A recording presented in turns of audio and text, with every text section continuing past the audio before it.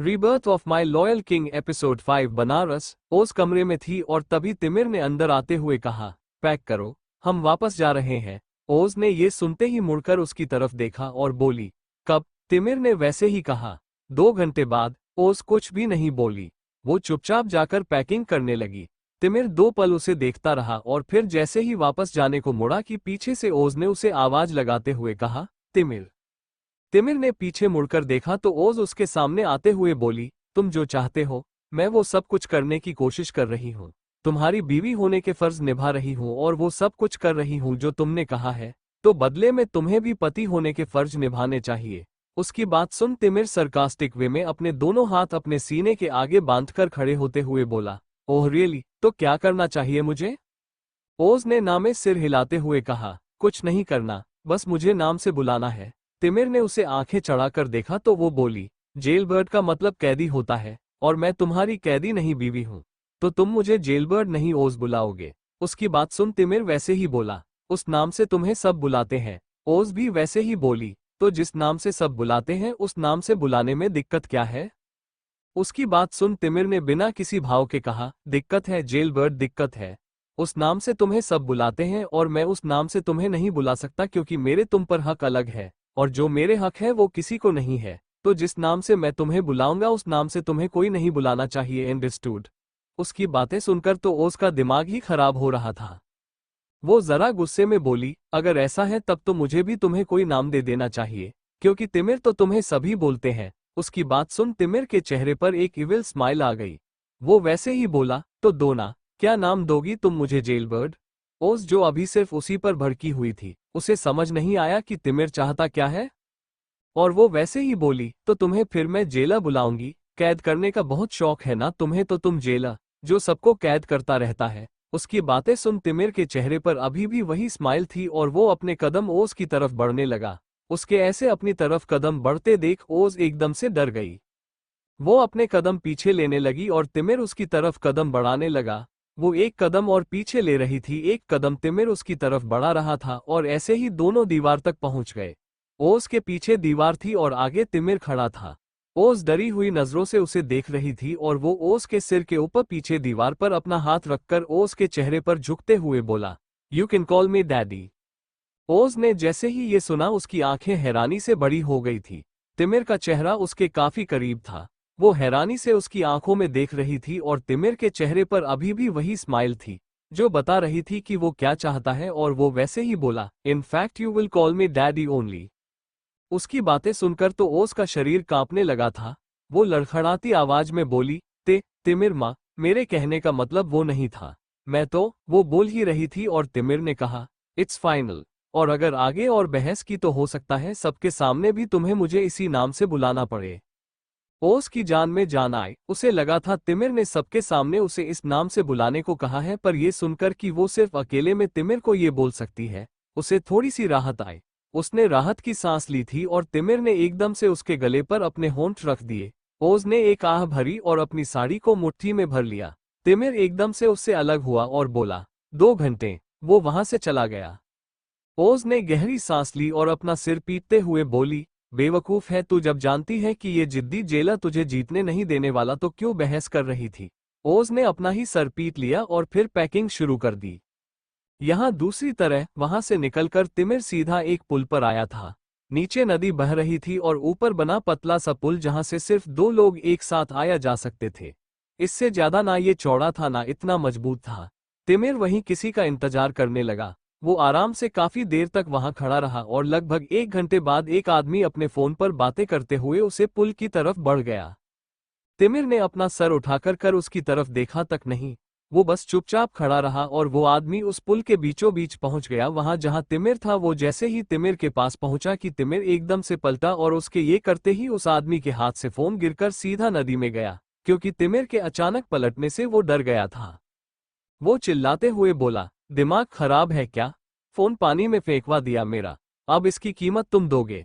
उसकी बात सुन तिमिर evil smile के साथ बोला, अपनी जान दे दे तो इसकी कीमत भी देने को तैयार हूं मैं।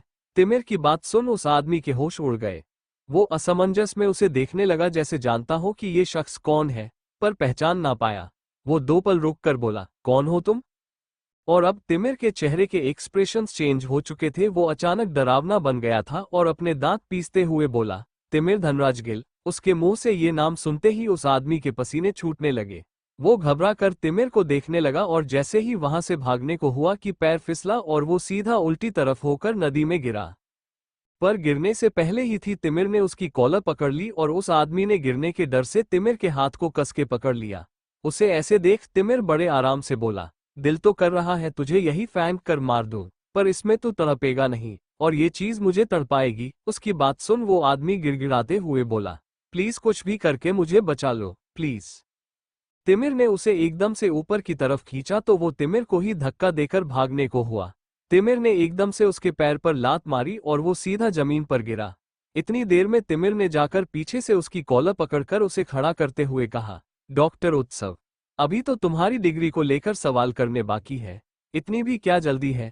उसकी बात सुन उत्सव यानी वो आदमी घबरा ही गया और तिमिर ने अपनी जेब से शॉटगन निकालकर उसकी गर्दन पर कट दिया और इससे वो आदमी वहीं पर बेहोश हो गया। ये गन शायद सेल्फ डिफेंस के लिए थी, इसलिए काफी छोटी थी, पर इसका कट इतना तेज था कि सामने वाला इंसान बेहोश हो सकता था और यही उत्सव के साथ हुआ था। वो उस पुल पर बेहोश पड़ा था और तिमिर बिना किसी भाव के उसे देख रहा था, जैसे इस चीज से उसे कोई फर्क ना पड़ा हो। वो उसके शरीर को उलान कर पुल की दूसरी तरफ चला गया और तभी दो लोग वहां पर आए। वो चुपचाप उसकी बॉडी को लेकर वहां से चले गए और तिमिर पुल के दूसरी तरफ खड़ा बस आराम से इस नज़ारे को देखता रहा, जैसे उसे कोई फर्क ही ना पड़ रहा हो। उसकी आंखें खाली थी पर चेहरे पर एक अलग जुनून था। बदले की आग उसकी आंखों में नाच रही थी। इसका बुझना तो बहुत दूर की बात थी, पर सुलगना भी अभी बाकी था। वो ऐसे ही वहां लगभग आधे घंटे तक खड़ा रहा। 1.5 घंटा हो चुका था। उसने हाथ उठाकर अपनी घड़ी में वक्त देखा तो 2 घंटे खत्म होने में अभी भी आधा घंटा बाकी था। उसने गहरी सांस ली और जैसे ही वहां से जाने को हुआ कि किसी ने उसका हाथ पकड़ा। तिमिर ने पलट कर देखा तो ये बच्ची थी। उसे देखते ही तिमिर की आंखें बड़ी हो गई। वो एकदम से उसके सामने बैठा और उसे दोनों कंधों से पकड़कर बोला, रूहो आप यहाँ क्या कर रही हो? वो भी अकेले? घर वाले कहाँ हैं? हाँ, ये लड़की रूहिका थी, ओस की बहन। वो रोते हुए बोली, मुझे नहीं पता, मुझे कुछ भी नहीं पता। और वो रोने लगी। उसे ऐसे देखकर तिमिर ने एकदम से उसे गोद में उठा लिया और बोला, अरे चुप हो जाओ, कुछ नहीं हुआ है। चलो तो मैं तुम्हारी ओजी के पास ले चलता हूँ तुम्हें, चलो चुप हो जाओ। उसने रूह को गले लगा लिया और रूह भी उसके साथ एकदम कंफर्टेबल होकर उसके गले लग गई। उसने तिमिर के कंधे पर अपना सिर रख लिया और तिमिर उसे गोद में उठा वहां से चल दिया। यहाँ दूसरी तरफ ओज अपने में ही बुदबुदाया रही थी, तुम्हें तुम्हारे तरीके से तो नहीं हरा सकती, पर अपने तरीके से तो हरा ही सकती हूं ना। तुमने नफरत और फरेब से मुझे हराया, मैं मोहब्बत और लगाव से तुम्हें हराऊंगी। वो अपने में ही थी और बाहर से नौकर की आवाज आई, अरे तिमिर बाबा, ये बच्ची कौन है? उसकी आवाज सुन ओज भी बाहर चली आई और बाहर आकर जैसे ही देखा उसकी आंखें हैरानी से बड़ी हो गई। तिमिर की गोद में अपनी बहन को सोया देख वो एकदम से बोली, रूह। वो उसके पास आते हुए तिमिर को घूर कर बोली, क्या किया तुमने मेरी बहन के साथ? ये ऐसे तुम्हारे कंधे पर लेटी हुई क्यों है? वो हड़बड़ा गई। उसने रूहिका का हाथ पकड़ा और उसे अपनी तरफ पलटा कि एकदम से रूहिका की आंख खुल गई। शायद वो सो चुकी थी। उसने जैसे ही ओज को देखा हो उसकी तरफ लपकते हुए बोली, ओजी। उसने कस के ओज को गले लगा लिया और उसने भी उसे कस के गले लगा लिया। उसकी अपने घर में सबसे ज्यादा सिर्फ अपनी बहन से बनती थी और उसकी बहन के लिए भी वो उसकी बड़ी बहन नहीं बल्कि माँ थी।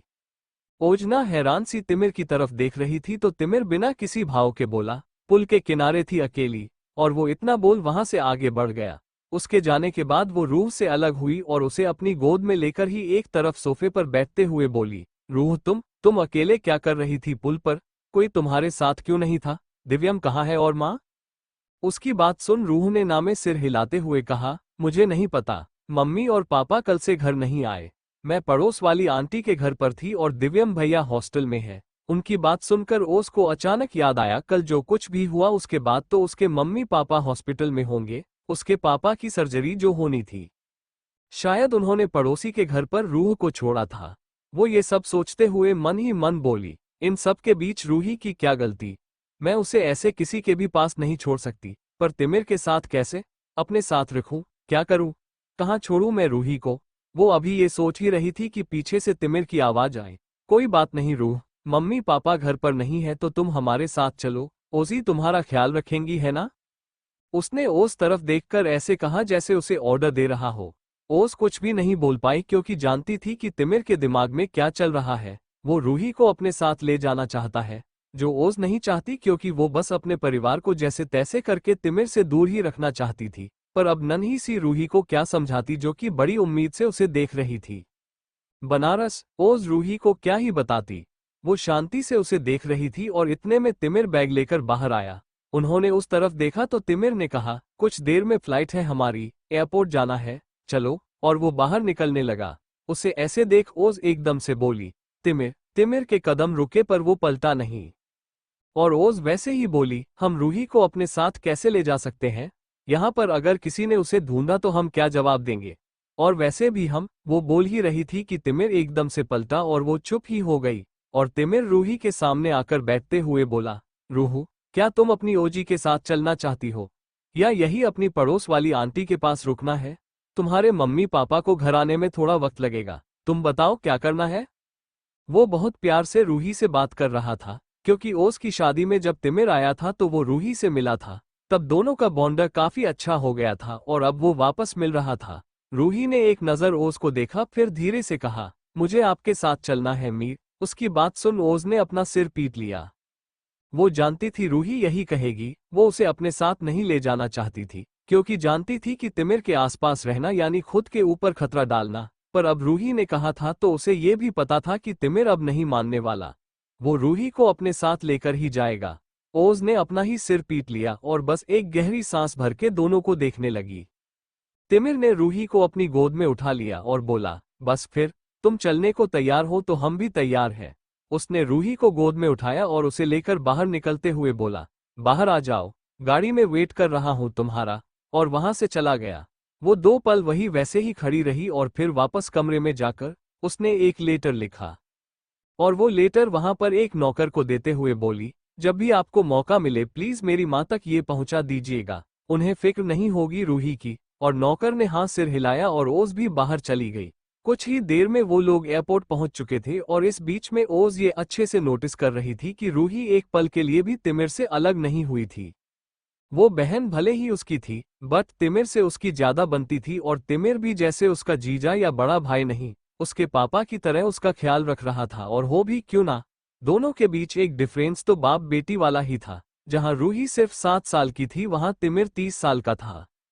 अगर तिमिर ने जल्दी शादी कर ली होती तो ऑलमोस्ट उसकी रूही जितनी एक बेटी होती। ओज बस उन दोनों को देख रही थी। वो खुद में ही बोली, अगर मुझे सच्चाई पता नहीं होती तो शायद मैं तुम दोनों को बाप बेटी का दर्जा दे ही देती, पर मैं जानती हूँ ये सिर्फ आंखों का धोखा है। तिमिर सिर्फ और सिर्फ एक बनावटी इंसान है, जो वो दिखता है वो है ही नहीं। मुझे अपनी बहन को कैसे भी करके तिमिर से दूर रखना पड़ेगा। कुछ ही देर में वो लोग फ्लाइट में थे और 2-3 घंटे बाद उदयपुर में वो लोग घर आए। तब जसवंत सा घर पर नहीं थे, पर उनके साथ एक बच्ची को देखकर सब खुश भी थे और सवाल भी मन में पक रहे थे, पर पूछे कौन। सब उनको देख रहे थे और तिमिर रूही को लेकर कमरे में चला आया, क्योंकि वो सो चुकी थी उसकी गोद में। तिमिर ने ले जाकर रूही को कमरे में लेटाया और उसे अच्छे से ब्लैंकेट ओढ़ाकर बाहर चला आया। और बाहर आते ही वो कुछ नौकरों को बुलाकर बोला, एक कमरा रेडी करो बच्ची के लिए, थीम बाबी होना चाहिए। बच्चों के लिए जो सारी चीज लगती है वो सब कुछ हो, ऐसा कि वो बच्ची वहां खुश हो जाए। उसके लिए ये फेयरी टेल्स की दुनिया जैसा होनी चाहिए और कमरा मेरे कमरे के पास ही होगा, इस चीज का ध्यान रहे। ओज सब कुछ देख रही थी। उनके जाने के बाद वो तिमिर के सामने आई और हैरानी से बोली, कौन हो तुम? कितने चेहरे हैं तुम्हारे? क्यों कर रहे हो ये सब? उसकी बात सुन तिमिर ने उसे बिना कोई जवाब दिए अपने दोनों हाथ जब में डाल दिए और जैसे ही वहां से जाने को हुआ कि वो बोली, रूहू बच्ची है, उसे तो बख्श दो कम से कम। उसकी बात सुन तिमिर उसकी तरफ पलटा और उसे बस शांति से देखने लगा तो वो आगे बोली, हम दोनों की लड़ाई में मत लाओ। मैं जानती हूँ तुम ये सब इसलिए कर रहे हो क्योंकि तुम्हें लगता है कि रूही मेरी कमजोरी है, उसे अपने करीब करके तुम मुझे कमजोर कर दोगे, पर तुम गलत हो। रूही मेरी कमजोरी नहीं, मेरी ताकत है, और अगर उसे कुछ हो गया ना तो मैं तुम्हें छोड़ूंगी नहीं। तिमिर धनराज गिल। उसके बाद ये नफरत, लड़ाया, फरेब, धोखे सब एक तरफ होंगे और मौत एक तरफ। तिमिर अब भी आराम से उसे देख रहा था, उसकी बातें सुन रहा था। जब वो चुप हुई तो तिमिर ने गहरी सांस ली और काफी अजीब ढंग से पर बड़ी बेफिक्री के साथ बोला, जो करना है करो, आई डोंट केयर। वो वहां से चल दिया और ओज बस उसे देखते रह गई। उसकी नफरत उसकी आंखों से ही नहीं जुबान से भी फूट फूट कर बाहर आ रही थी, पर इसका तिमिर पर कोई असर ही नहीं था। वो वहां से चुपचाप चल दिया और रोज अपने आप में ही बोली, नहीं, इस बार तुम मुझे इग्नोर नहीं कर सकते थे। अगर इस बार तुमने मेरी रूही पर नजर भी डाली तो मैं तुम्हें छोड़ूंगी नहीं। अपने पापा के साथ वो होने दिया जो तुम चाहते थे, पर रूही के साथ में वो बिल्कुल नहीं होने दूंगी। वो तुरंत अपने कमरे में चली आई जहां रूही सो रही थी। वो उसके पास आकर बैठी और प्यार से उसके सिर पर हाथ रहते हुए बोली, क्यों आए तुम मेरे साथ? मना कर देती ना, खुद को खतरे में डाल लिया है तुमने। जिसे तुम मीर भाई कहती हो, वो इंसान नहीं लायक है तुम्हारे प्यार के। वो एक धोखेबाज और फरेबी इंसान है, जिसे सिर्फ अपने मतलब से फर्क पड़ता है, और अपने मतलब के लिए वो किसी को भी मोहरा बनाने से पीछे नहीं हटेगा। चाहे उसके सामने कोई लड़की हो, बच्ची हो, कोई बूढ़ा इंसान हो या कोई भी, उससे फर्क नहीं पड़ता। उसने प्यार से रूही का माथा चूम लिया और बस उसे देखती रही। वो सो रही थी। यहाँ दूसरी तरफ तिमिर यहाँ अपने आर्ट गैलरी के नीचे बने उस बेसमेंट में आया था। वहां पर वो आदमी जिसे तिमिर ने बनारस में मारा था, वो बहुत बुरी हालत में था। उस कुर्सी से बांध रखा था और काफी बुरी हालत में था। लग रहा था जैसे उसे बेहद मारा गया है, पर वो जिंदा था, मरा नहीं था। और उसे ऐसे देखकर तिमिर जाकर उसके सामने खड़ा होते हुए बोला, डॉक्टर उत्सव बजाज, क्या तुम मुझे बता सकते हो तुमने अपनी पढ़ाई कहाँ से की थी? उत्सव में धीरे से नजर उठाकर तिमिर की तरफ देखा। उत्सव की उम्र करीब 50 से बाहर थी। वो काफी उम्रदराज इंसान था, पर इसका तिमिर से क्या लेना देना था? ये बात अजीब थी। वो बोलने की हालत में नहीं था और उसे ऐसे देख तिमिर ने अपने दांत पीसते हुए कहा, होश में लाओ इसे, इतना कि ये जवाब दे पाए। और इतना बोल वो वहां से चला गया और वहां पर खड़े आदमी ने हाँ कहा। उसे वहां से जाते देख उत्सव को काफी डर लग रहा था, काफी घबराहट हो रही थी, पर जबान से लफ्ज नहीं निकल रहे थे। जसवंत भवन। दिन तो बीत ही चुका था और रात को जब तिमिर वापस घर आया तो देखा रूही सो चुकी थी। वो उसी के बेड पर सो रही थी और ओज एक तरफ बैठी स्केच बना रही थी। रूही को अपने बेड पर सोते देख तिमिर उसकी तरफ इशारा करते हुए बोला, रूही यहाँ सो रही है। और ओज ने बिना तिमिर की तरफ देखे बस अपने स्केच पर ध्यान दिज हुए कहा, हाँ, कमरा आज ही थोड़ी ना रेडी हो जाएगा। उसकी बात सुन तिमिर ने 2 पल रुक कर कहा, अकेले सोने की आदत है इसे? ओज ने फिर वैसे ही जवाब दिया, हाँ, बहुत स्ट्रांग है मेरी रूही। अकेले सुला लो, अंधेरे में भेज दो, वो चली जाएगी। पुल पर भी तो अकेले देखा था ना तुमने इसे? तिमिर 2 पल रुका और बोला, चलो फिर तुम? उसने सिर उठाकर उसे देखा और सवालिया नजरों से बोली, चलो मतलब कहाँ चलना है? तिमिर उसके पास आया और एकदम से उसका आम पकड़कर उसे कमरे से बाहर ले जाते हुए बोला, दूसरे कमरे में। तुम्हारी बहन आधी रात को उठ जाएगी और तुम्हें उस हालत में देखेगी तो तुम्हें और उसे दोनों को अच्छा नहीं लगेगा। उसकी बात सुनने के बाद ओस क्या ही बोलती। वो समझ गई थी तिमिर किस बारे में बात कर रहा है। उसने एक नज़र पलटकर रूही की तरफ देखा। उसे लगा था रूही इस कमरे में रहेगी तो शायद तिमिर आज कुछ ना करे और उसे छोड़ दे, पर उसने ये तो सोचा ही नहीं था। उसे क्या पता था? अगर उसे पता होता तो वो कहती कि रूही को अकेले सोने की आदत ही नहीं है। ओज मन ही मन खुद को कोस रही थी।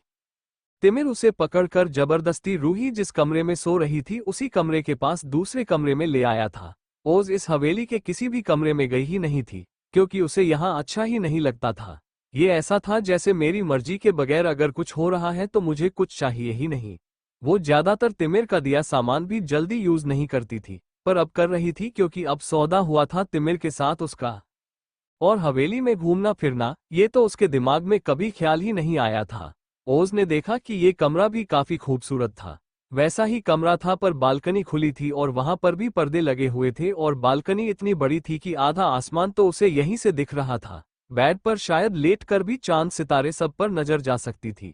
और वो उसे कमरे को देखकर हैरानी से मगर धीमी आवाज में बोली, कितना खूबसूरत है ये। बनारस। रात का वक्त हो गया था और रमा जी घर आई थी ताकि रूही को अपने साथ ले जाए, पर जब पड़ोस में पूछा तो उन्होंने बताया रूही को तो उसकी बहन ले गई। जैसे ही रमा जी ने ये सुना वो हैरान रह गई।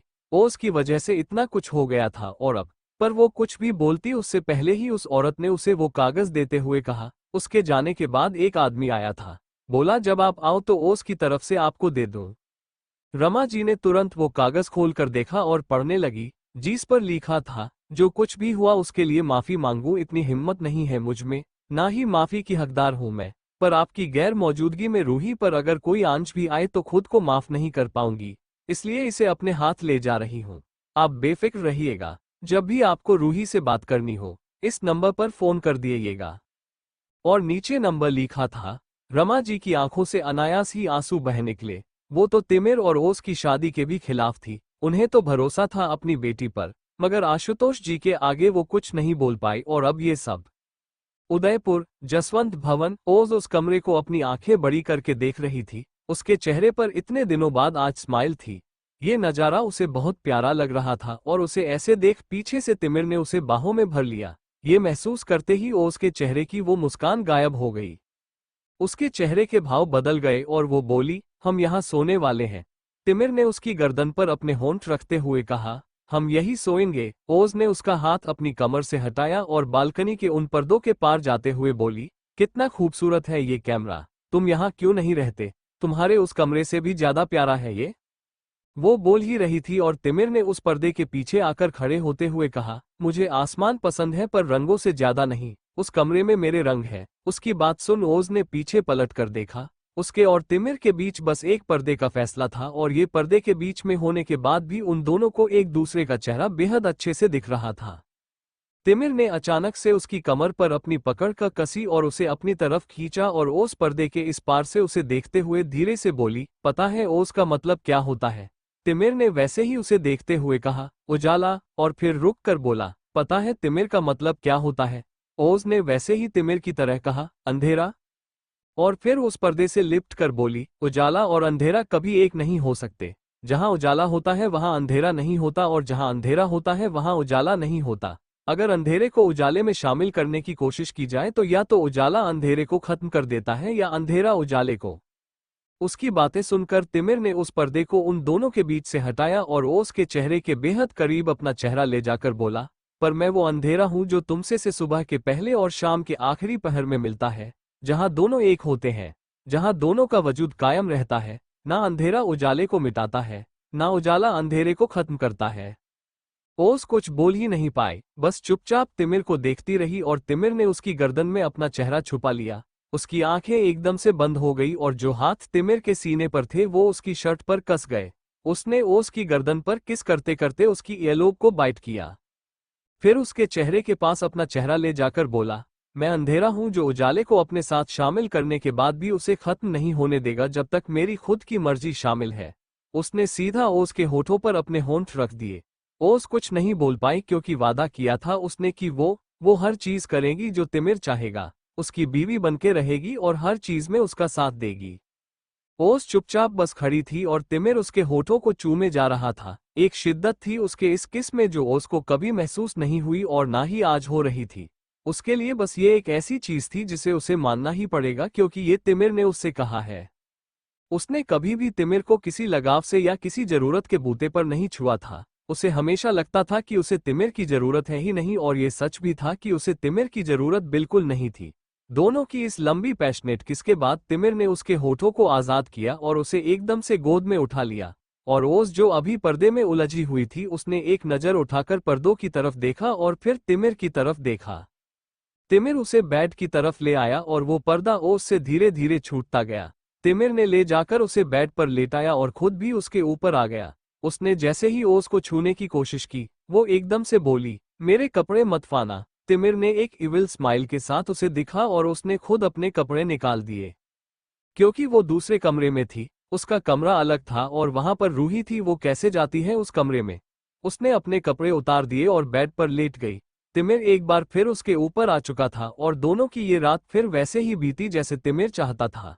एक बार फिर से तिमिर ने उस पर अपना अस्तित्व कायम किया था और ओज उसका साथ देने के अलावा और कुछ भी नहीं कर पाए। देर रात को करीब 3 बजे तिमिर ने उसको छोड़ा और खुद वॉशरूम में चला गया। ओज भी उठकर बैठी। वो जानती थी कि सुबह हो सकता है कि रूही उसके कमरे में आए उसे ढूंढते हुए। उसने सबसे पहले उठकर चादर बदली और फिर अपने कपड़े पहनकर वापस सो गई, क्योंकि वो रूही के सामने ऐसे नहीं जाना चाहती थी। कुछ देर बाद जब तिमिर वापस आया तो उसने देखा ओज सो चुकी थी। वो भी उसके पास आकर लेट गया पर नींद आंखों से कोसों दूर थी। उसके दिमाग में कुछ चीजें चल रही थी जो ओस तो बिल्कुल नहीं थी। वो था उसका वो अनजान मकसद जिसके बारे में उसने किसी को नहीं बताया था, जिसे पूरा करने के लिए वो किसी भी हद तक जा सकता था और जा रहा था। ये सब सोचते सोचते ही उसे पता नहीं कब नींद आ गई। अभी 1 घंटा ही बीता था कि उनके रूम का दरवाजा खुला और कोई आकर तिमिर और रोज के बीच लेट गया। तिमिर की एकदम से आंख खुली तो उसने देखा ये रूही थी। शायद वो नींद से उठकर सीधा यहाँ चली आई थी ओस ढूंढते हुए। तिमिर ने उसे देखा तो वापस आंखें बंद कर ली और उसे अच्छे से पकड़कर सो गया। सुबह के 7 बजे जब रोज की आंख खुली तो नजरें सीधा तिमिर और रूही पर गई जो एक दूसरे को गले लगाए सो रहे थे। और सच में वो बड़े प्यारे लग रहे थे। दोनों का चेहरा ओस की तरफ ही था। तिमिर ने एक बच्चे की तरह रूही को पीछे से पकड़ रखा था और उसे अपनी बाहों में लेकर सो रहा था। दोनों को देखकर ओस के चेहरे पर एक स्माइल आ गई। सच में वो दोनों बाप बेटी जैसे ही थे और इस वक्त उन दोनों को कोई देखता तो वो बस बाप बेटी ही बोलता। पता नहीं ओस ने क्या सोचा।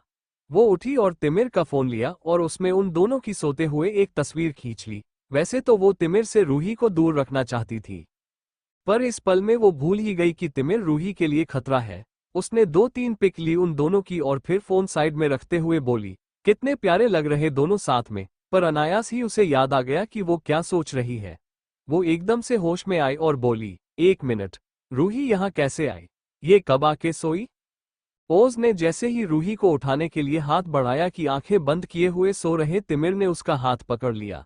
ओज की आंखें हैरानी से बड़ी हो गई और तिमिर ने बंद आंखों से ही कहा, नींद में है वो, सोने दो उसे। ओज क्या ही बोलती। उसने अपना हाथ पीछे खींच लिया और बस चुपचाप उन्हें देखने लगी। वो जानती थी तिमिर उसे नहीं उठाने देगा, इसलिए चुपचाप अपने कमरे में चली गई क्योंकि उसे रेडी होना था। ओस को इतना तो पता था कि जब तक वो कुछ नहीं करेगी तब तक तिमिर भी रूही को कुछ नहीं करेगा और खुद के घर में तो बिल्कुल कुछ नहीं करेगा। वो इतना भरोसा उस पर कर सकती थी।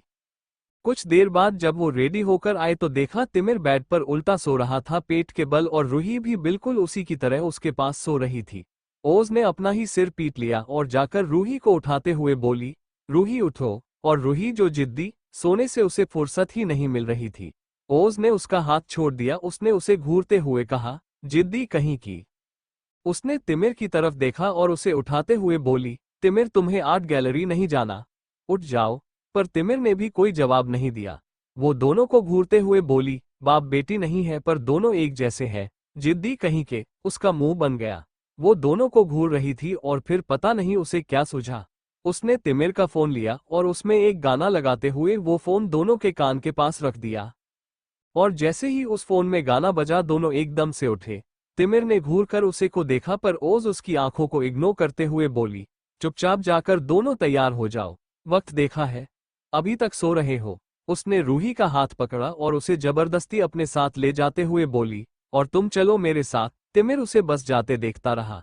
ये अजीब था, तिमिर के चेहरे पर एक अजीब सी स्माइल थी और वो खुद में ही बुदबुदाया, फैमिली राइट, फैमिली, मैं मेरी जेलबर्ड। और वो कुछ बोलते बोलते रुक गया और फिर बोला, और अब आपका रिएक्शन देखना होगा मुझे। आखिर मुझे भी तो पता चले कैसा लगता है जब धोखा मुंह पर दिया जाए। तिमिर के दिमाग में पता नहीं क्या चल रहा था। वो उठा और रेडी होने चला गया। जब रेडी होकर नीचे आया तो देखा रूही रेडी थी और ओज उसका नाश्ता लग रही थी। उसने तिमिर की तरफ देखा तो बोली, तुम भी नाश्ता करके जाना। तिमिर अच्छे से जानता था ओज ये सब इसलिए कर रही थी ताकि तिमिर उसकी बहन को कोई नुकसान न पहुंचाए, पर तिमिर को इन सब से कोई फर्क नहीं पड़ता था। यहाँ दूसरी तरफ परफ्यूम अंपार में जसवंत सा को खबर मिल चुकी थी कि ओज और तिमिर वापस आ चुके हैं और उन्हें ये भी पता चला था कि ओज के साथ एक बच्ची भी आई है। वो कौन है ये उन्हें पता नहीं था, बट वो बस उनके साथ है ये पता था। और ये बात पता चलने पर जसवंत सा जा रहे थे उस बच्ची से मिलने, क्योंकि वो तिमिर के अब किसी भी जल में फंसना नहीं चाहते थे।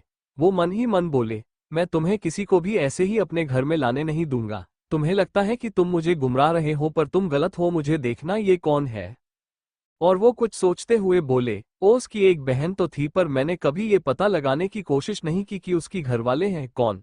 आशुतोष ये कौन है, पता लगाना पड़ेगा। और यही सोचते हुए वो घर जा रहे थे। हुआ ये था कि वो 2 दिन से यहाँ ऑफिस में ही थे क्योंकि काम जरा बढ़ गया था। इतनी उम्र में उनसे बार बार आना जाना नहीं होता था, पर वो अपनी कंपनी को ऐसे अकेले नहीं छोड़ना चाहते थे, इसीलिए तो चाहते थे कि तिमिर ये सब संभाल ले, पर तिमिर को इन सब में कोई दिलचस्पी ही नहीं थी। यहाँ दूसरी तरफ तिमिर घर से निकलकर सीधा आर्ट गैलरी आया था। यहाँ आते ही उसकी नज़र अपनी तस्वीर पर पड़ी जिस पर न जाने कैसे एक छोटी सी खरोच आ गई थी। दूर से उसे देखना नामुमकिन था, पर तिमिर की नज़र तो परख चुकी थी। वो जोर से चिल्लाया, यहाँ आओ। उसकी आवाज इतनी खतरनाक थी कि 2 पल में वहां पर जितने भी लोग थे सब जाकर तिमिर के सामने खड़े हो गए। और तिमिर सबको घूरते हुए पूछा, पेंटिंग पर खरोच कैसे आए? किसने हाथ लगाया? किसने किया ये? उसको इतने गुस्से में देखकर कोई कुछ नहीं बोल रहा था, पर फिर भी एक लड़का सामने आते हुए बोला, सर वो हम मस्ती कर रहे थे और गलती से मेरा नाखून लग गया। इट्स ओके, ये छोटी सी खरोंच है, मैं ठीक कर दूंगा। उसकी बात सुन तिमिर की आंखें लाल हो गई, जैसे वो अभी उसे मार ही देगा। Udaipur TD art gallery. Timir ने उस लड़के को खा जाने वाली नजरों से देखा और उसे देखते हुए ही बिना किसी भाव के बोला, जाओ यहाँ से सब लोग। सब चुपचाप वहां से चले गए और तिमिर उस लड़के की तरफ देखकर बोला, तुम केबिन में आओ। उसने हाँ में सिर हिलाया और तिमिर के पीछे पीछे केबिन के अंदर चला आया। तिमिर ने केबिन में आते ही बिना उसकी तरफ पलटे कहा, दरवाजा बंद करो। उस लड़के ने दरवाजा बंद किया और तिमिर की तरफ सवालिया नजरों से देखने लगा। तिमिर उसकी तरफ पलटा और उसके सिर को पकड़कर दीवार पर दे मारा। उस लड़के के सिर से खून आने लगा और वो एकदम से दर्द से चिल्लाया, पर तिमिर एकदम उसके चेहरे के पास अपना चेहरा ले जाकर अपनी इंडेक्स फिंगर उसे दिखाते हुए बोला, शश, जितनी आवाज उतना दर्द और जितना दर्द उतनी तड़प, इसलिए मुंह बंद रखना अपना। वो लड़का तिमिर का ये रूप देखकर डर ही गया था। उसे समझ ही नहीं आया कि ये इंसान कौन है। उसने तो बस एक हंसते खेलते तिमिर को देखा था, जो हमेशा सबके साथ मस्ती मजाक करता रहता था। फिर ये क्या हुआ? उसने अपना दूसरा हाथ अपने सिर पर रख लिया जहां से खून हो आ रहा था और वो डरी नजरों से तिमिर को देखने लगा। तिमिर ने एकदम से उसका सिर छोड़ा और उसके हाथ को मरोड़ते हुए बोला, इसी हाथ से छुआ था ना उस पेंटिंग को? क्या कहा था? नाखून लगा गलती से? उसने अपने डेस्क से एक पेन उठाया और उसे सीधा उसे लड़के के नाखून में गोप दिया। इतनी जोर से वार करने से पेन की नोक सीधा उसके नाखून के अंदर घुस गई और उंगली से भी खून आने लगा। वो लड़का दर्द से चिल्लाया। दर्द इतना ज्यादा था कि चिल्लाए बगैर उसे रोक पाना, यानी जान चले जाना। वो लड़का रोते हुए तिमिर को देख रहा था और दर्द से कराह रहा था। उसे ऐसे देख तिमिर अब भी गुस्से में था। उसका गुस्सा जैसे कहीं से भी शांत हुआ नहीं लग रहा था। और वो वैसे ही उसे घूरते हुए और अपने दांत पीसते हुए बोला, वो खरोच मेरी तस्वीर पर नहीं मेरे शरीर पर दी है तूने। और तिमिर धनराज गिल को अपने शरीर पर एक भी घाव बर्दाश्त नहीं। उसने वो पेन उसके नाखून से निकली और एक बार फिर से उसे उसी जगह पर गोप दिया। वो लड़का दर्द से एक बार फिर चिल्लाया। तिमिर ने एकदम से उसे छोड़ा तो वो सीधा जमीन पर गिर गया और अपने दूसरे हाथ से अपनी उंगली को पकड़े बस रोते हुए उसे देखने लगा।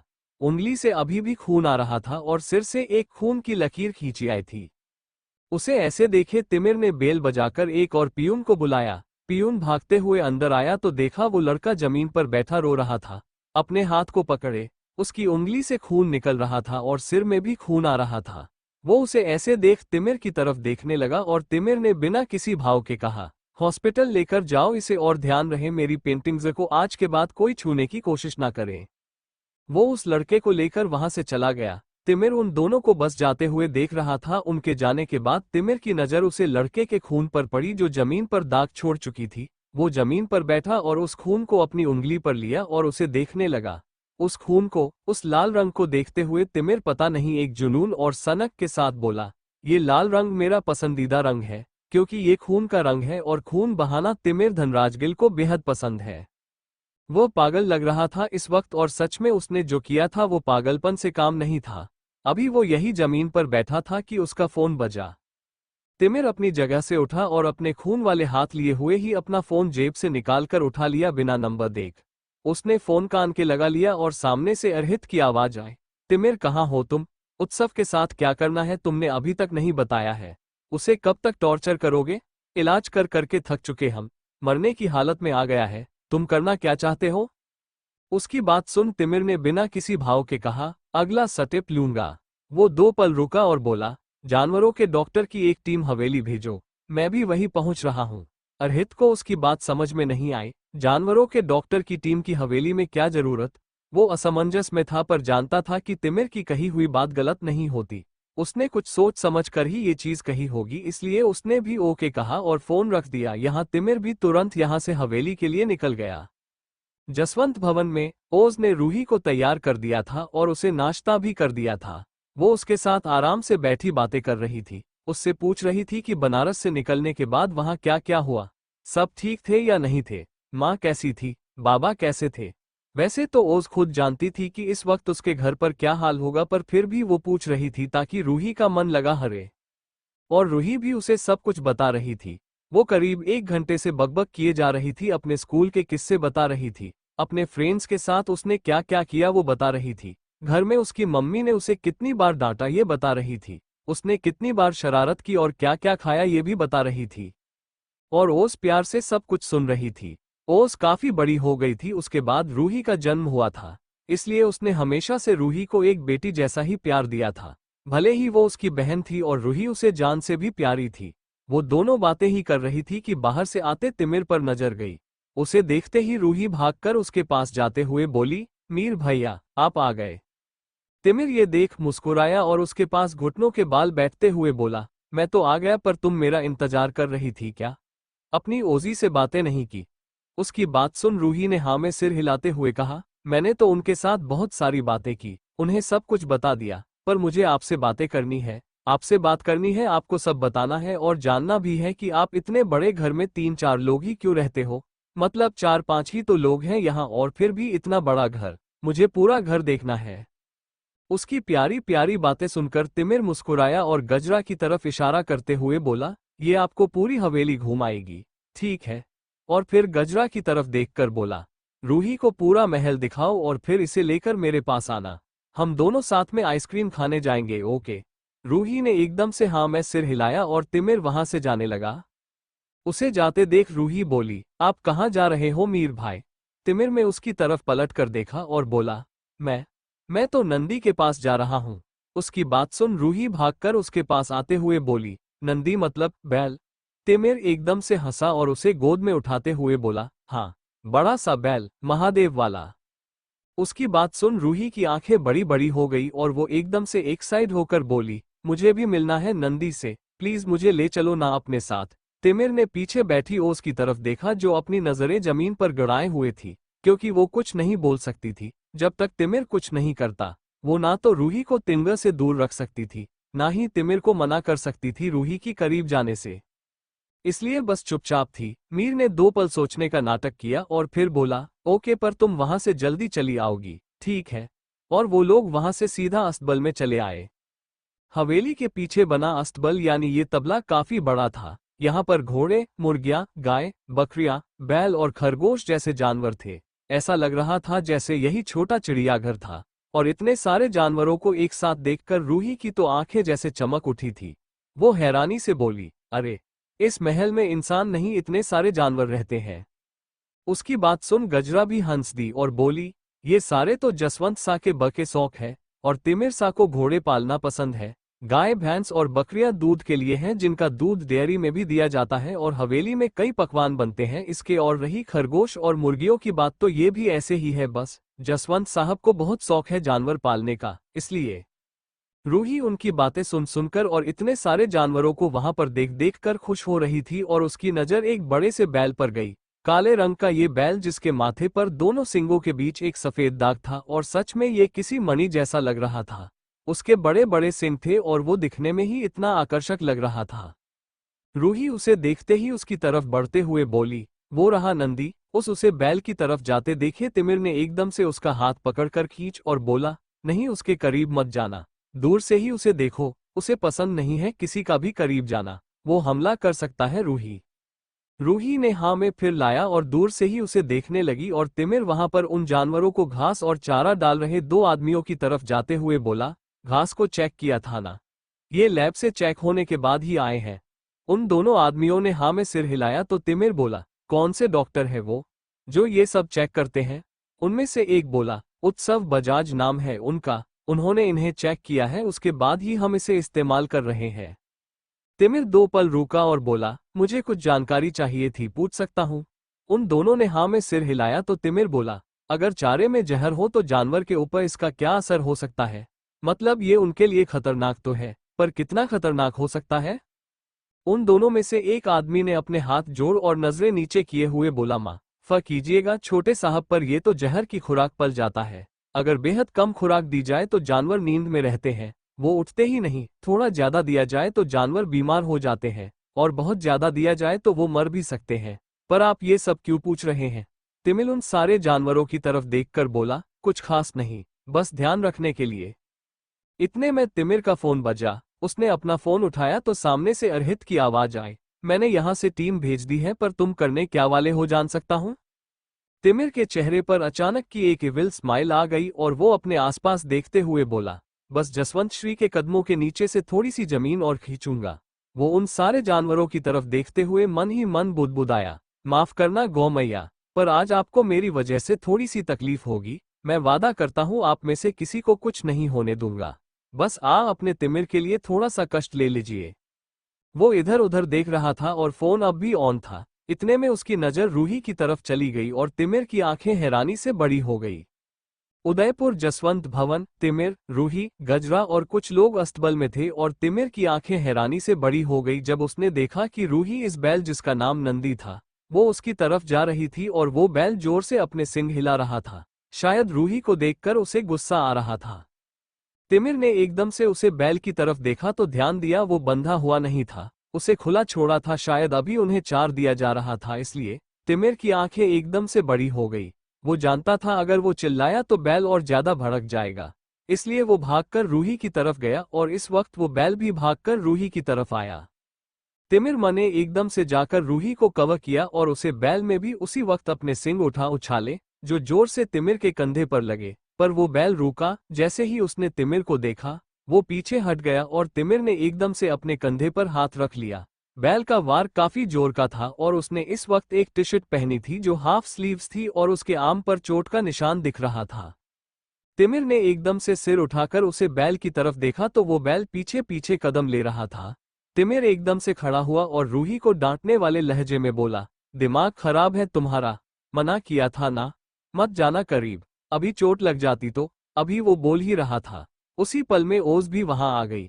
शायद वो रूही को ढूंढते हुए आई थी और तिमिर को ऐसे रूही को डांटता देख वो एकदम से जाकर रूही को अपनी तरफ करते हुए बोली, तिमिर ये क्या कर रहे हो तुम?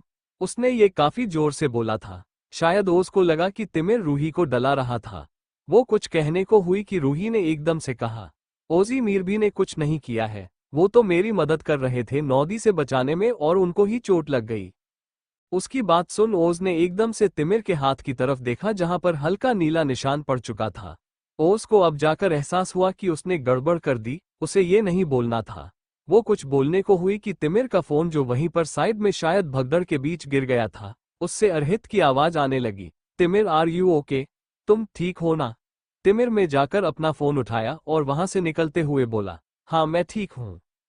और वो बात करते करते ही पलटा और अपने हाथ के इशारे से ओज और रूही को वहां से निकलने का इशारा किया और खुद भी वहां से बातें करते करते निकल गया। वो जाते हुए तिमिल को देख रही थी और रूही वैसे ही बोली, खामोखा तुमने मीर भाई को डांट दिया, बेचारे, उनको तो चोट भी लग गई, अब जाओ हेल्प करो। और वो मुंह फुलाकर गजरा के साथ वहां से चली गई। बेचारी ओज जाते हुए तिमिर और रूही को देखते रह गई और खुद में बोली, अब मेरी क्या गलती, मुझे थोड़ी ना पता था कि ये हुआ यहाँ पर, जो देखा वही तो समझना मैंने। और अचानक उसने अपनी ही बात पर गौर किया, जो देखा वही समझा। पता नहीं क्यों उसे ये बात बड़ी अजीब लगी और वो कुछ सोचते हुए वहां से निकल गई। ओज वहां से निकालकर सीधा अपने कमरे में आई थी, क्योंकि उसे पता था कि तिमिर भी यहीं आया होगा, उसे चोट जो आई थी। ओज ने कमरे में आकर देखा तो तिमिर अब भी फोन पर बात कर रहा था और हाथ पर लगी चोट का निशान और ज्यादा नीला पड़ता जा रहा था। ओज को उसका हाथ देखकर बुरा लगा। एक तो उसकी बहन को बचाने के चक्कर में उसे चोट आई, ऊपर से वो भी पता नहीं क्या कुछ कहने वाले थी। अच्छा हुआ जो रूही ने रोक लिया। ओज चुपचाप ड्रॉअर की तरफ बढ़ गई और वहां से फर्स्ट एड बॉक्स निकालकर उसमें से कॉटन निकाला और उस पर दवाई लगाते हुए तिमिर के पास चली आई। तिमिर जो अब भी फोन पर बात करने में बिजी था, उसने ध्यान ही नहीं दिया कि ओज कब उसके करीब आ गई। उसने धीरे से वो दवाई वाला कॉटन तिमिर के आर्म पर उस चोट पर रखा और तिमिर ने एकदम से उसकी तरफ देखा। ओज एक पल को डर कर 2 कदम पीछे हटी पर फिर वापस करीब आ गई और उसकी चोट पर दवाई लगाते हुए बोली, दवाई लगा रही हूं बस। तिमिर कुछ भी नहीं बोला और अपने फोन पर बात करता रहा और उसकी बातें ओज के दिमाग से परे थी। उसे समझ में नहीं आ रहा था कि तिमिर बोल क्या रहा है। और लास्ट में तिमिर ने कहा, जो होगा देखा जाएगा, मुझे फर्क नहीं पड़ता, मुझे बस लेन देन है तो इस चीज से कि जो मैंने सोचा है उसमें कोई गड़बड़ नहीं होनी चाहिए और अगर हुई तो सबसे पहला निशाना तुम बनोगे। उसने इतना बोल फोन रख दिया और फिर ओज की तरफ देखा जो अब भी उसकी चोट पर हल्के हल्के से दवाई लगा रही थी। वो बार बार उसकी चोट पर फूंक मार रही थी और हल्के हाथ से दवाई लगा रही थी। ये देख तिमिर ने एकदम से उसका हाथ पकड़ा और अपने चोट पर लगाया कॉटन दबा दिया और उसके ये करने से ओज के मुंह से निकल गई, पर तिमिर को कोई फर्क ही नहीं पड़ा। उसने एकदम से आंखें उठाकर उसे देखा। ओज की आंखों में उसके लिए फिक्र और दर्द था, पर तिमिर की आंखें खाली थी और वो वैसे ही बोला, छोटी चोटों पर बड़े रिएक्शन देने की आदत नहीं है मुझे, इन पर जितना काम दिया ध्यान दिया जाए ये उतने जल्दी ठीक होते हैं। और ओज फिर धीरे से बोली, दर्द नहीं होता? तिमिर 2 पल उसे देखता रहा तो फिर अगले ही पल बिना किसी भाव के बोला, नहीं होता। वो उससे दूर हो गया और उस कॉटन को वहीं पर फेंकते हुए बोला, खरोचों से भला किसी को दर्द हुआ है? घाव तो वो दर्द देते हैं जो दिखाते नहीं। और वो सीधा वॉशरूम में चला गया। उसे जाते देख ओज धीरे से बोली, मैं भी यही सोच रही हूँ। वो कौन से घाव हैं जो मुझे दिखाई नहीं दे रहे, जिनकी वजह से मैं यहाँ पर बंद हुई हूँ। वो कुछ देर बैठी वहीं पर इंतजार करती रही और थोड़ी देर बाद जब तिमिर रेडी होकर बाहर आया, उसने एक शर्ट पहन ली थी। वो जैसे ही जाने को हुआ ओज एकदम से बोली, 1 मिनट, मैं दवाई लगा रही थी और तुम जाकर कपड़े बदल कर आ गए। तिमिर ने बिना उसे किसी भाव के देखा और बोला, मैंने कहा ना मुझे छोटी खरोचों पर बड़े रिएक्शन देने की आदत नहीं है, तो अपना काम करो। बिल्कुल नहीं। चोट चोट होती है जो आगे जाकर बड़ी बन सकती है, फिर बड़ा रिएक्शन। छोटा रिएक्शन मायने नहीं रखेगा, बस दर्द होगा। वो जैसे हक से बोल रही थी। तिमिर ने उसे अजीब नजरों से देखा। वो उसके सामने चुपचाप खड़ा था और वो उसकी शर्ट के बटन खोलने लगी और वैसे ही बड़बड़ा रही थी, मुझे कोई फर्क नहीं पड़ता, तुम्हें चोट लगे या ना लगे, तुम इलाज करवाओ या ना कराओ, पर ये चोट तुम्हें मेरी बहन की वजह से लगी है। उसे बचाते हुए उसे तुमने बचाया, इसके लिए थैंक यू। बट तुम्हें जो चोट लगी है उसका इलाज करना अब मेरी जिम्मेदारी, तो चुपचाप यहाँ खड़े रहो जब तक मैं इस घाव पर पट्टी नहीं कर देती। ओज ने शर्ट साइड में रखी और बोली, बस थोड़ी सी देर लगेगी। वो जैसे ही दवाई का डब्बा लेने जाने को हुई कि तिमिर ने एकदम से उसका हाथ पकड़कर उसने अपनी तरफ खींचा। ओज हैरान रह गई और तिमिर ने उसकी कमर पर अपने हाथ रखकर उसे अपने एकदम करीब करते हुए बोला, भारी पड़ेगा मेरे करीब आना, मैं आग नहीं हूं पर बर्बाद किए बिना जाने नहीं दूंगा। ओज 2 पल उसे वैसे ही खामोशी से देखती रही और फिर उसकी पकड़ से खुद को छुड़ाने की कोशिश करते हुए बोली, वैसे भी बर्बाद हो चुकी हूं, थोड़ी सी और सही। उसने झुककर वैसे ही बेड पर पड़ा वो बॉक्स उठाया। उसे थोड़ी सी दिक्कत हुई क्योंकि तिमिर ने उसे जरा सा भी ढीला नहीं छोड़ा था, ऊपर से उसकी पकड़ उस पर कसती जा रही थी। ओज ने फिर भी बिना कुछ कहे वो उठाया और उसके हाथ पर दवाई लगाकर पट्टी करने लगी। तिमिर देख रहा था और ओज उसकी नजरों की तपीश अपने शरीर पर अच्छे से महसूस कर पा रही थी, पर वो जानबूझकर ध्यान नहीं दे रही थी। कुछ देर में उसने पट्टी कर दी और बोली, अब तुम जा सकते हो। पर तिमिर ने ना तो कोई जवाब दिया ना उसको छोड़ा। ओज ने नजर उठाकर उसे देखा तो वो बस उसे देख रहा था। ओज अपनी कमर से उसके हाथ हटाने की कोशिश कर रही थी। वो लगातार तिमिर के हाथों को अपने कमर पर खरोच रही थी ताकि वो उसे छोड़ दे, पर तिमिर की पकड़ में जरा सा भी ढीलापन नहीं आया था। इनफैक्ट वो और कसती जा रही थी और वो वैसे ही उसे देखते हुए बोला, अभी तो बस पकड़ कई है और इतनी छटपटा रही हो, जब सच में बर्बाद करूंगा तो कितनी चटपटाओगी। उसकी बात सुन ओज एकदम से रुक गई और तिमिर की आंखों में आंखें डालकर बोली, तुम नहीं पर मैं आग हूं। मुझे गले लगाकर बर्बाद करोगे तो कुछ चिंगारियां तो तुम तक भी पहुंच ही जाएंगी। उसकी बात सुन तिमिर के चेहरे पर एक इविल स्माइल आ गई। उसने एकदम से ओज को लिफ्ट कर लिया। ओज 2 पल को हैरान रह गई। उसकी आंखें हैरानी से बड़ी हो गई। गिरने के डर से दोनों हाथ तिमिर के कंधों पर आ गए और पैर तिमिर की कमर पर रैप कर लिए। वो हैरानी से उसे देख रही थी और तिमिर वैसे ही बोला, तब तो ये जलन बर्दाश्त है मुझे। उसने और ओस के बालों में अपना हाथ डाला और उसके चेहरे को अपने चेहरे पर झुकते हुए उसके होठों पर अपने होंठ रख दिए। ओ ने एकदम से अपनी आंखें बंद कर ली। तिमिर इस वक्त शर्टलेस था। दोनों काफी करीब थे। ओजे की आंखें बंद थी और तिमिर उसे लगातार किस किया जा रहा था। उसके हाथ जो उसकी कमर पर थे वो उसकी पूरी बॉडी पर चल रहे थे, उसे सहला रहे थे, उसे प्रेस कर रहे थे। और ओज जो अच्छे से फील कर पा रही थी, वो जानती थी, इसलिए वो चुपचाप थी, बस मदहोश हुए जा रही थी। तिमिर ने उसके होठों को आजाद किया और धीरे से एक हाथ उठाकर उसके कंधे से उसकी ड्रेस को नीचे करते हुए उसके कंधे पर अपने होंठ रख दिए और ओज ने एकदम से एक आह भरी और अपने गर्दन ऊपर की। तिमिर उसे उठाए, उसके कंधे पर लगातार किस करते हुए बाइट कर रहा था और उसकी ड्रेस को उसके कंधे से और नीचे सरका रहा था, बट अब वो फटने की कगार पर थी। ओज ने तिमिर के कंधों पर अपनी पकड़ कसते हुए और कराहते हुए कहा, तिमिर, प्लीज नहीं। पर उसकी ऐसी आवाज और उसकी आहें तिमिर को और पागल कर रही थी। उसने एकदम से ओज को बेड पर गिरा दिया और खुद उसके ऊपर आ गया। वो लगातार उसे किस किए जा रहा था। उसने ओज के कपड़ों को किसी जानवर की तरह फाड़ कर उससे अलग कर दिए और बस उसके शरीर पर एक बार फिर टूट पड़ा। वो उसे हर जगह बाइट कर रहा था, किस कर रहा था, उसे लिक कर रहा था, सक कर रहा था और रोज बस चुपचाप उसका साथ दे रही थी। वो गहरी सांसें भर रही थी और आह भर रही थी। उसकी सिसकियां पूरे कमरे में शोर कर रही थी और उन सिसकियां के साथ तिमिर का जुनून भी बढ़ता जा रहा था। यहाँ दूसरी तरफ जसवंत सा जो घर आ रहे थे, एक काम की वजह से बीच में रुकना पड़ गया उन्हें, पर वो अपने काम में लगे हुए थे कि तभी घर से फोन आया और सामने वाले इंसान की बात सुन जसवंत सा हैरान रह गए। वो तुरंत बोले, हम अभी आ रहे हैं, आप डॉक्टर को बुलाए। Thank you for listening. मुझे उम्मीद है आपको ये स्टोरी पसंद आई होगी।